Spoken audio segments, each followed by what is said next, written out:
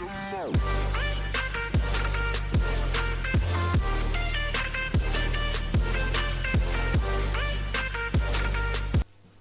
so tonight we want to take a look at hard drives. And hard drives are generally used to store data within your computer devices. So whether it be your your phones, your tablets, your laptops, or your PCs, you will use some sort of hard drive to store data. Now, traditionally, hard drives come now in two categories. We're looking at either having a solid state drive versus a traditional or conventional magnetic disk drive. In terms of performance, if we look at performance of the drives, solid state drives now outperform the traditional magnetic drive because of the ability to read and write large amount of data very quickly.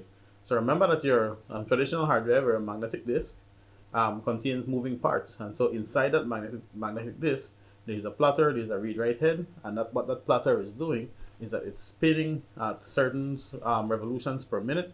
For most hard drives now, you'll have them spinning at 7,200 revolutions per minute, and that means that it limits how fast data can be accessed compared to your solid state drive, which works a lot like flash drive, having integrated circuits inside. And what that does is that data is easily accessed using all those electronic parts. In terms of pricing, your solid state drives, you might be able to get a solid state drive today for, let's say, 100 US for a 256 gig capacity drive. While for that same 100 US or 200 Belize, right, in that case, you might be able to get a 2 terabyte hard drive under the conventional or traditional hard drive or your magnetic disk. So we can see that we are paying the same amount of money for less capacity with the solid state drive versus the magnetic disk or the standard hard drive, where you're getting large amount of capacity for data storage. In terms of reliability, and this is where solid state drive I believe take over the market.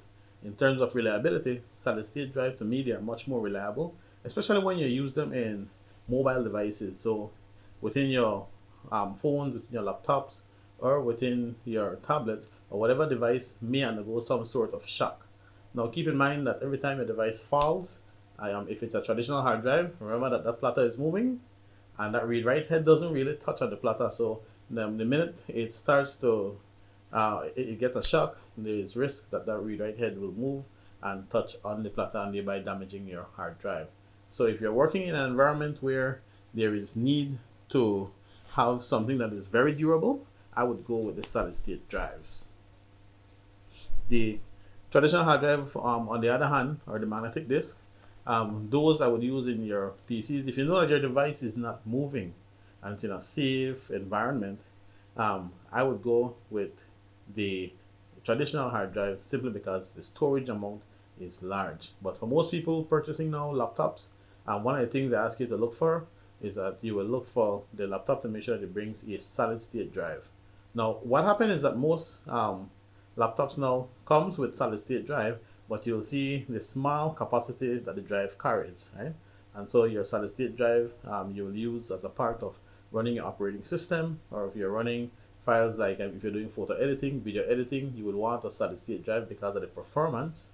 Again, if you know that your machine will be moving around, you'd also want a solid state drive. Some laptops now comes with dual, and so the operating system can be installed on a solid state drive, but your larger storage is done on your traditional hard drive. So we spoke about three things. We spoke about performance, we spoke about the price range, and we spoke about reliability. I'm hoping this information was useful to you, and you now have a better insight into the different types of hard drives available. And the next time you go and purchase a laptop, or if you feel like a solid state drive is something that you need, then make sure that it has a solid state drive. But if you feel like capacity is key for you, then ensure that you have the capacity you want. So whether you're storing on a 2 terabyte hard drive or 4 terabyte hard drive, again, it is up to you to decide your needs.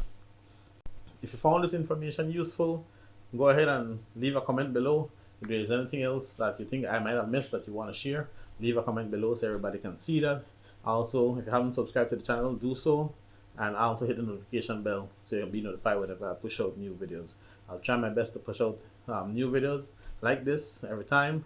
I'll try to keep them as short as possible just to give you an explanation of the various computing devices that we have. So have a great evening and go geek yourself.